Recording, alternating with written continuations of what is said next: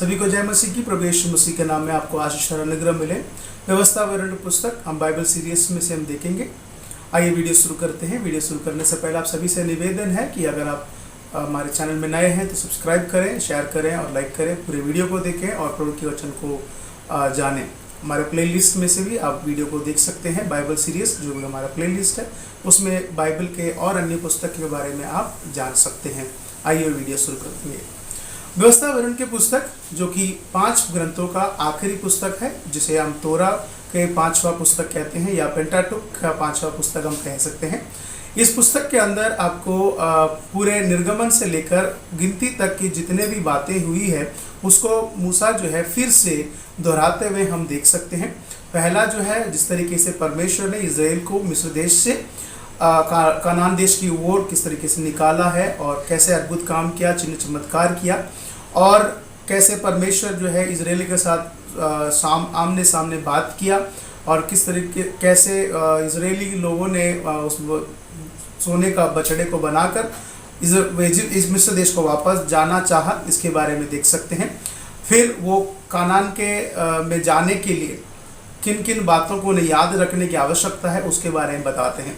इन सब का बात को फिर से दोहराने के मकसद ये है, जो लोग मिस्र देश से निकलकर कनान की ओर निकल पड़े थे वो लोग अब नहीं हैं। उनके बच्चे अब यहाँ पर मौजूद हैं, क्योंकि उनके अविश्वास के कारण परमेश्वर ने शपथ खाई थी कि वह लोग जो है मिस्र देश में कनान देश में प्रवेश नहीं करेंगे।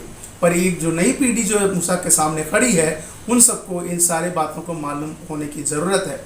इसलिए मूसा जो है फिर से वो सारी बातों को दोहराते हैं और उस व्यवस्था को और उस कानून को फिर से समझाते हैं, किस तरीके से आपको कनान में जाने के बाद अपने परमेश्वर के लिए तुम्हें जीवन जीना है उसके बारे में यहाँ पर बताते हैं। और उससे पहले कहते हैं अपने परमेश्वर की आज्ञा मानना सीखो करके वो उनको बताते हैं। और यहाँ पर नियम के बारे में वो समझाते हैं, व्यवस्था के बारे में, कि व्यवस्था 2 चीज़ों से बनी है। एक, परमेश्वर के प्रेम के कारण तुम्हें जो है परमेश्वर के अनुसरण करने की आवश्यकता है। दूसरा, परमेश्वर के नाम की आदर करने की आवश्यकता है। परमेश्वर के नाम से तुम्हें न्याय करना है और परमेश्वर के नाम से तुम्हें जो है दयालु बनने की आवश्यकता के विषय में बात करते हैं। और इस पुस्तक के अंदर अधिक बार जो है हम चॉइसेस के विषय में देखते हैं, जहाँ पर मूसा बार बार इस बात को कहते हैं, आज ही के दिन जो है मैं तुम्हारे सामने मृत्यु और जीवन को रखता हूँ, आशीष और श्राप को रखता हूँ। तुम जिसे चुनना चाहते हो उसे तुम चुन लो। जो आशीष को चुनना चाहता है उसको प्रभु के वचन के इस तरीके से मानना होगा, और जो मृत्यु को चुनना चाहता है वो परमेश्वर के वचन को ना माने करके उसको वो चेतावनी के रूप में उनको बताते हैं। मूसा जो है इसमें भविष्य के बारे में बात करते हैं।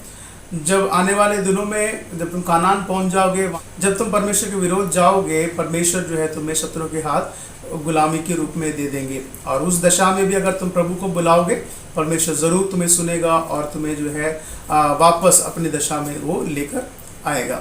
और इस पुस्तक का अंतिम में हम देख सकते हैं कि मूसा जो है अपनी जगह पर यहोशू को नियुक्त करते हैं। फिर उसके बाद अपना जो अंतिम जो दर्शन है, कानान के दर्शन को देखकर वो वहाँ पर उनका मृत्यु को हम देख सकते हैं।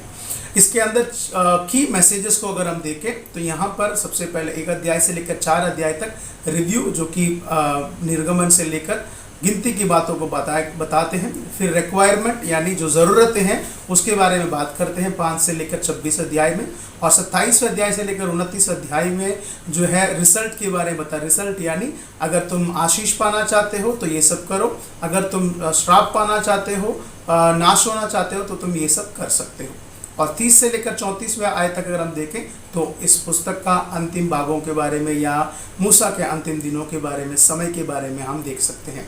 और परमेश्वर का आशीष एक व्यक्ति को परमेश्वर ने दिया, यानी उत्पत्ति किताब अध्याय 12 में अब्राहम से परमेश्वर ने वादा किया, उसको बुलाया और निसंतान को संतान दिया और 400 वर्ष के बाद उसके साथ जो वादा किया है उसको वो पूरा करने का समय आ चुका है। इसके अंदर 4 ऐसी बातें हैं जो बार बार रिपीट किया गया है। नंबर 1 कि जान लो, निश्चय जानो करके मूसा जो है कहते हैं। अध्याय 4, अध्याय 6, अध्याय 8 और अध्याय 9 में यहाँ पर कहते हैं निश्चय जान लो कि यहोवा परमेश्वर है, तो इस बात को तुम करने के लिए चौकस रहना। नंबर 2 कि तुम करो, इन बातों को माना करो करके वो बात करते हैं। इन बातों को तुम्हें मानने की आवश्यकता करके बात करते हैं।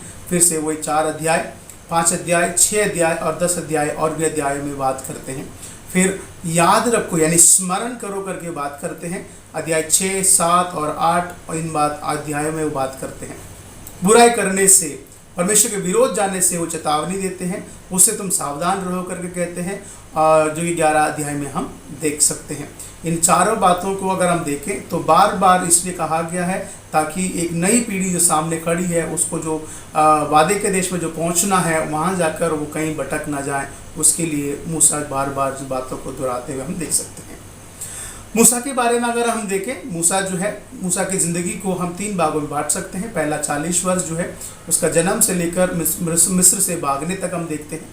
फिर दूसरा 40 साल जो है वो मिस्र के से निकलने के बाद किस तरीके से उसका परिवार और उसके जीवन को देख सकते हैं और कैसे वो परमेश्वर से मिलते हैं और कैसे परमेश्वर उसे जो है मिस्र देश को वापस इजरायली के चुनौती के लिए भेजते हुए हम देख सकते हैं। और तीसरा जो 40 साल के बारे में अगर हम देखें, मिस्र देश से लेकर कनान देश के प्रवेश तक यानी कनान मोआब के उस समतल तक जो है वहाँ पर मूसा को हम देख सकते हैं किस तरीके से अपने जीवन का सबसे बड़ा कार्य जो है मूसा ने करके दिखाया है, उसके बारे में हम देख सकते हैं। और मूसा पहला व्यक्ति है जो यीशु मसीह के बारे में भविष्यवाणी के रूप में कहते हैं कि देखो मेरे बाद जो आने वाला, तुम में से कोई एक भविष्यवक्ता को जो मेरे समान होगा परमेश्वर से खड़ा करेगा, उसके तुम सुनना करके कहते हैं। फिर साथ साथ याकूब के बाद अगर किसी ने 12 गोत्रों को आशीष दिया है तो वो मूसा है। और यीशु मसीह के बारे में इस पुस्तक में देख सकते हैं वही जो मूसा ने यीशु मसीह के बारे में भविष्यवाणी करी थी, जो कि 18 अध्याय का 18वें पद में हम देख सकते हैं। उन दिनों में जो है तुम्हारे भाइयों के बीच में से तेरे समान एक नबी को उत्पन्न करूंगा और अपने वचन को उसके मुंह में डालूंगा, और जिस बातें की मैं उसको आज्ञा दूंगा वह उसके कहेगा और उसके तुम सुनना। इसके बारे में हम देख सकते हैं। और इसमें से अगर अपने लाइफ लेसन को अगर हम देखें तो परमेश्वर हमारे सामने 2 चॉइस को रखा है, आशीष और श्राप। तो हमें उचित होगा कि हम आशीष को चुनें, प्रभु की आज्ञा माने और परमेश्वर से प्रेम रखें। और परमेश्वर के साथ हमारे लिए भविष्य है और उस भविष्य में हम हमेशा हमेशा उसके साथ रहेंगे।